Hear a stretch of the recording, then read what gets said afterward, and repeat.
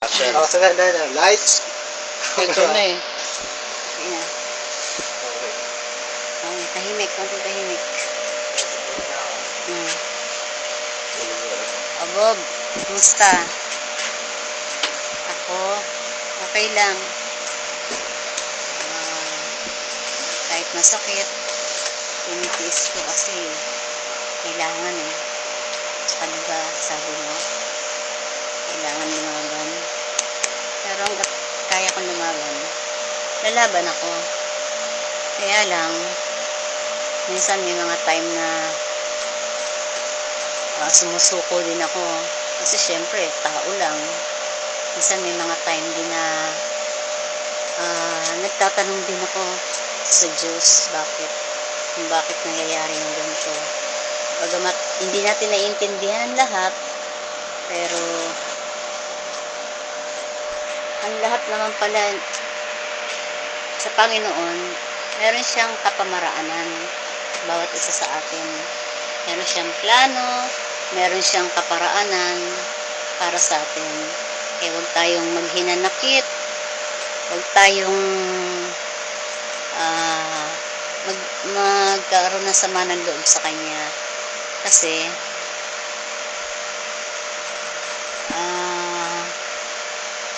plano niya yan sa atin eh. Kaya niya yung ginagawa para lalo natin siyang makilala.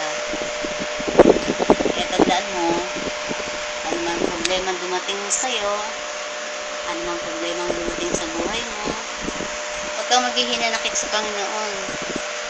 Dapat lagi kang magpasalamat sa Bible. Lagi kang magalak. At maging magalak palagi kang magdasal. Yan ang sabi sa Bible. At saka ang sabi sa Bible, hindi Kanya pababayaan, ni iiwanan man. Pangako yan ni Lord sa atin. Mawala man ako dito, at least, sigurado na ako na nandun siya. At least, kasama ko siya. Pero hanggat maaari, ayoko sana kasi mas gusto kong kasama ang pamilya ko. Okay lang naman kahit ganun kami, kahit na nag-aaway-away, mga anak ko, asawa ko. Gusto ko pa rin kaming mabuo. Tsaka gusto ko pa rin mabuhay para sa kanila dahil gusto ko pa silang akayin. Gusto kong akayin ng kanilang kaluluwa. Palapit sa Panginoon. Pati ang mga kapatid ko. Tsaka yung mga kapitbahay ko. Yung maraming tao. Hindi lang para sa akin. Kaya hiling ko sa Panginoon. Gusto ko dugtungan niya pa ang buhay ko. Para marami akong taong maakay. Pero kung hanggang dun lang ibibigay niya sa akin, okay lang. Tatanggapin ko yon kasi yun ang kalooban niya eh. Yun ang kalooban niya, tsaka ang plano niya sa akin, wala dito, kundi na doon sa itaas. Malay mo, kung buhayin man nila uli, ang gagawin ko, magtuturo uli ako ng mga bata, mag-Bible study uli kami.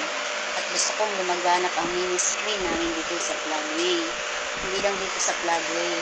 Kasi gusto kong baguhin ang buhay ng mga bata dito, ng mga kabataan, tsaka ng mga matatanda. Para habang wala pa ang Panginoon, nakahanda na sila. Yan ang gusto kong mangyari sana kung ipagkakaloob sa akin ng Panginoon. Kaya huwag kang mag-alala. Kayang-kaya ko pa to. Bagamat masakit araw-araw, sa totoo lang, masakit pero tinitiis ko. Kasi sabi ko, gusto ko pa kayong makasama eh. Kahit na hindi tayo nakakapag-usap dahil hindi ako makatayo, lagi kang nasa isip ko.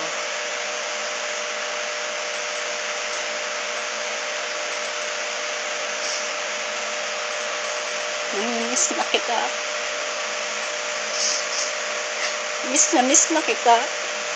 Kahit ilang buwan pa lang. Miss na kita. Saka nagpapasalamat ako sa iyo.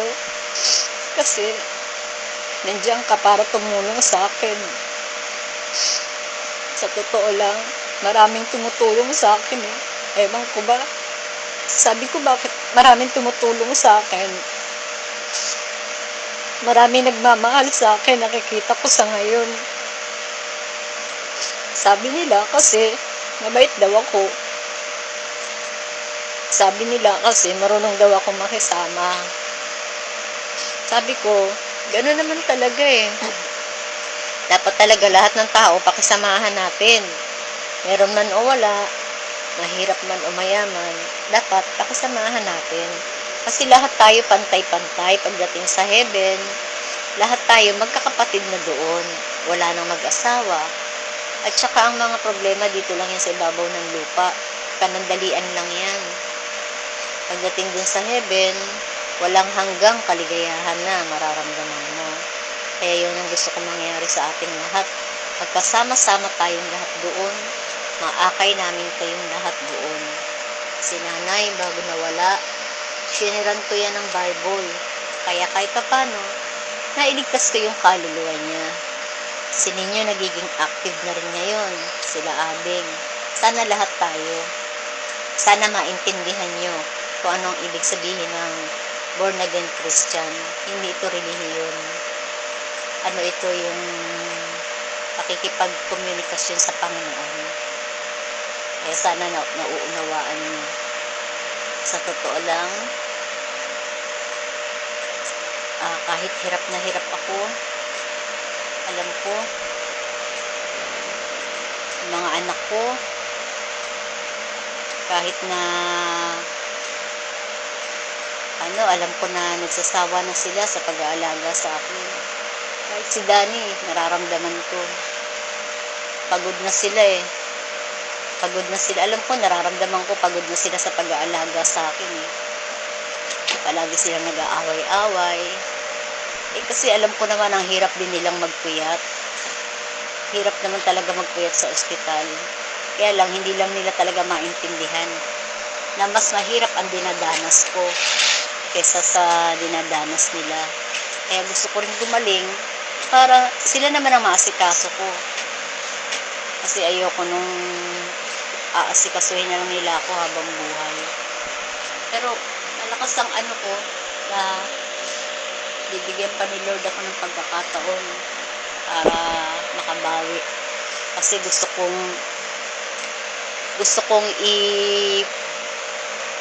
pangalandakan ng pangalan niya. Gusto kong i-share sa buong mundo ang karangalan niya. Yan ang gusto kong mangyari, mag-glorify ang Panginoon sa aking buhay, sa mga nangyayaring ito. Sabi ko nga dati, nag-testimony ako, mas gusto ko ako ang nasasaktan. Lahat, ibigay na lang lahat ng kasakit sa akin. Wag lang sa inyong lahat. Dahil kakayanin ko lahat ito. Siguro, ito na yon, binigay nga ni Lord. Pero kahit napakahirap, okay lang. Parang pinasan ko na rin lahat ng kasalanan niyo. At saka mga pagkakamali niyo sa Panginoon. Pero, hahaba pa buhay ko. Alam ko, matagal pa to. Sabi nga ni Cyber, palakasin ko daw ang loob ko eh. Magpakatatag daw ako. Sabi ko, oo, gagawin ko yung anak hanggat kaya ko. Pero kung gandoon na lang, wala tayong magagawa. Alam ko rin, napagod na rin yung asawa ko. Sa pagparito, paparoon, walang tulog, paghahanap ng pera. Alam ko, sabi ko, pera lang naman yan eh. Wala naman makukulong sa utang eh. Sabi ko, makaraos lang tayo. Makakabawi din tayo. At saka, si Lord talaga, nagpo-provide siya. Kung anong mga kailangan na hinihiling ko, nagpo-provide siya. Nandiyan, may dumadating na kusa.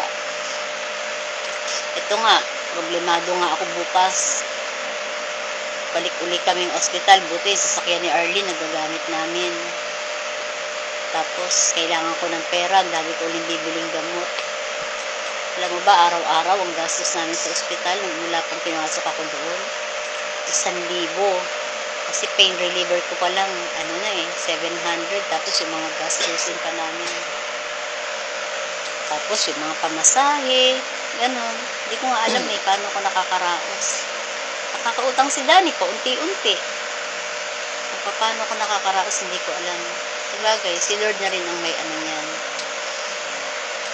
Kaya huwag kang mag-isip. Huwag kang mag-isip. Kaya ko to. Yung mga sakit na to, kaya ko to. Kahit hindi ako nakakatulog sa sakit, magdamag, umiiyak talaga ako sa sakit, nagsisisigaw ako. Kakayanin ko to, hanggat kaya ko.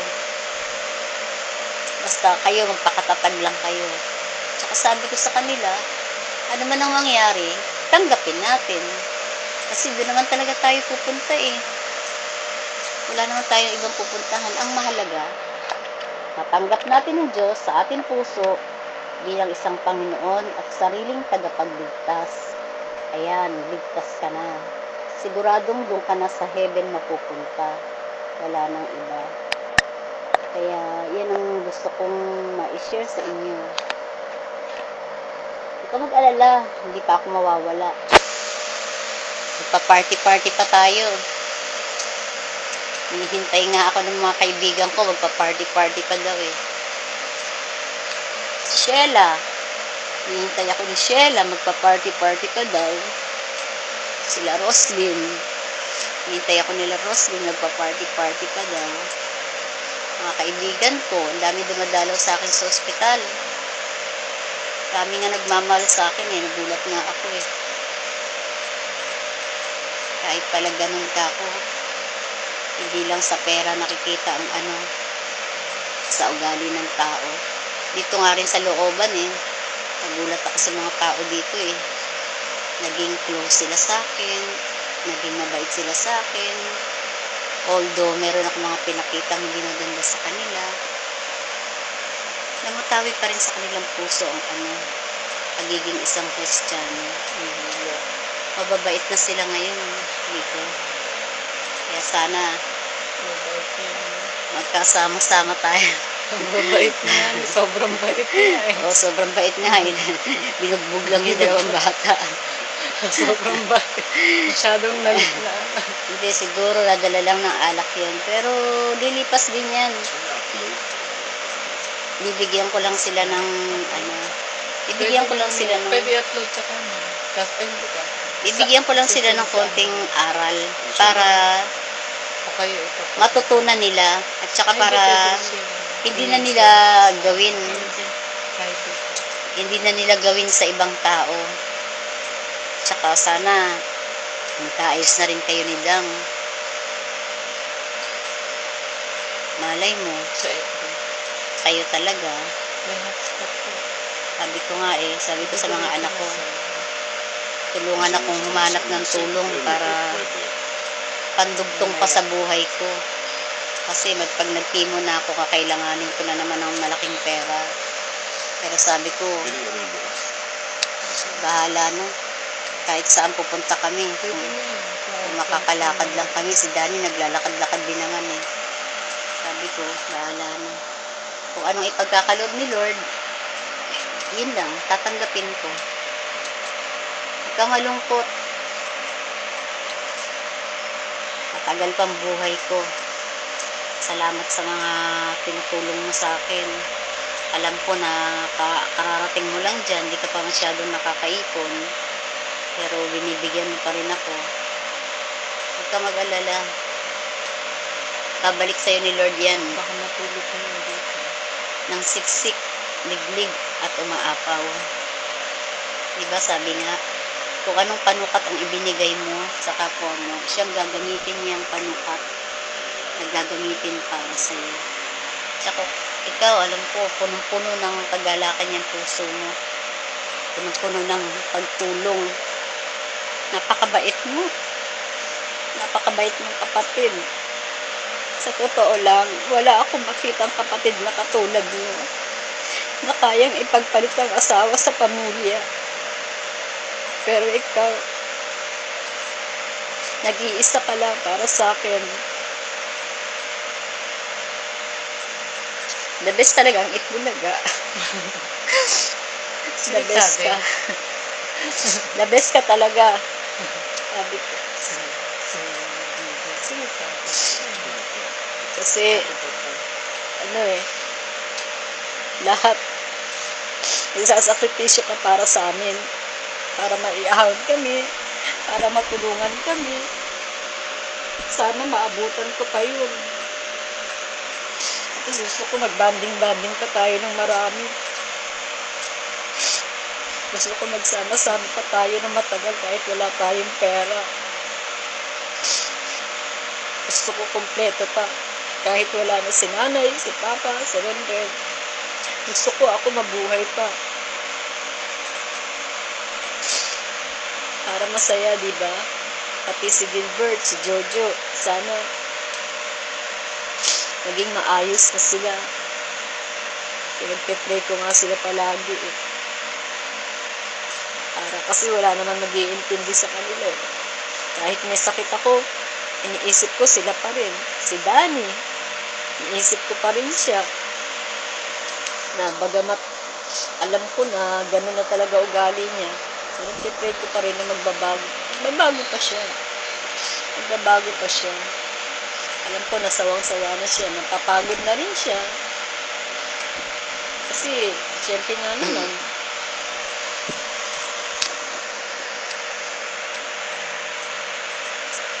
pero, hindi. Haba pa talaga buhay ko. Nararamdaman ko yan. Tsaka, ang Diyos ang aking sanggalang, ang aking sandigan. At ang Diyos ang nagbibigay ng buhay at ng muling pagkabuhay. Kaya sana, mag-ingat ka dyan, palagi ka magdadasal, palagi mo ingatan ang sarili mo. Huwag ka nang inom ng alak. Magputas ka na lang. Mag-ano ka na lang. Nagkape na lang. Kasi wala nang pagkain eh. Alak eh. Kami nga eh. Kami Kape na lang. sila Raprap, hindi na nga umiinom eh. Kape na lang. Kasi wala kami pagkain. So, sabi ko, magtulong-tulong na lang tayo. Sabi nila, magsusolicit daw sila ng mga panggamot ko. Ewan ko lang. Pero kahit sa ospital, nag-aaway. Nag-aaway-aaway. Hindi ko na lang sinasabi sa iyo. Hindi ko na lang sinasabi sa iyo kasi magagalit ka na naman eh. Kausap Kaya- naman na sila ni Poppy. Kaya sabi ko, bahala na kayo. Eh, alam naman nila na ganito sitwasyon ko eh. Bagay, ayoko rin namang mahirapan na sila eh. Kaya yan, ingatan mo yung sarili mo dyan. Kung anong naguguluhan man kayo sa buhay, basahin mo yung James 1:5.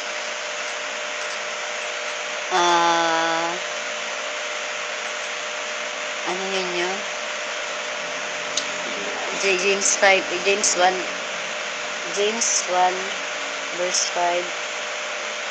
Kapag ikaw ay naguguluhan, tumawag ka lang sa Kanya at ikaw ay pakikinggan niya.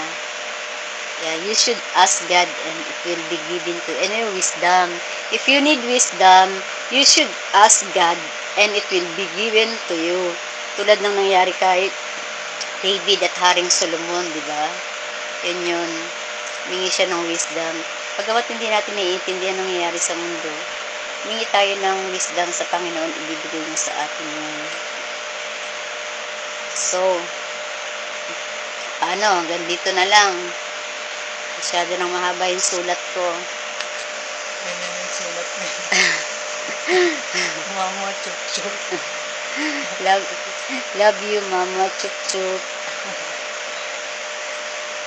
Masakit ang mga mga buto-buto ko, kaya saka minsan parang, lagi ako may kausap. Hindi ko alam.